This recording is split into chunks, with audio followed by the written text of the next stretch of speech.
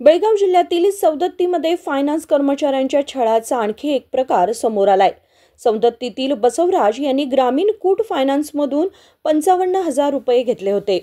ते प्रत्येक आठवड्याला 650 रुपये परतफेड करत होते। मात्र काल त्यांनी 650 ऐवजी 550 रुपये भरले आणि 100 रुपये बाकी ठेवले।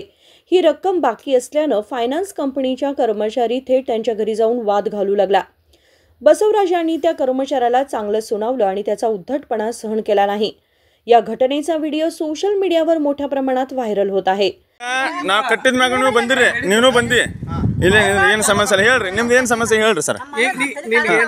ಹಾ ಮಾತಾಡ್ರಿ, 12 ಗಂಟೆ ಕುಣತ್ರಿ ಅಲ್ಲ ಮತ್ತೆ ಕಾಗದಪತ್ರ ಕೇಳಬಾರ್ದ್ರಿ, ಕೇಳಿ ಮತ್ತೆ ಕಾಗದಪತ್ರ ಕೇಳಿ ಮತ್ತೆ ಯಾಕೆ ಬಂದಪ್ಪ ನೀನು ಕೇಳಿ ಬೆಳಿಗ್ಗೆ ಬಂದೆ ತೋರಿಸಿದ್ದೆ ಅಮೌಂಟ್ ಕಡಿಮೆ ಕೊಟ್ಟಿಲ್ಲ, ಯಾವ ಅಮೌಂಟ್ ಕೊಟ್ಟನ ಎಲ್ಲ ಅಮೌಂಟ್ ಕೊಟ್ಟಿಲ್ಲ, ಯಾವ ಅಮೌಂಟ್ ಎಲ್ಲ ಕೊಟ್ಟಿಲ್ಲ, ನೀ ಯಾಕೆ 6 ಗಂಟೆ ನೀನು ಕಾಗದಪತ್ರ ಕೇಳಿದಕ್ಕೆ ಓಡಿಸಿಟ್ಟು ಬಂದು ನೀನು ಕೇಳಿದ್ದೆ।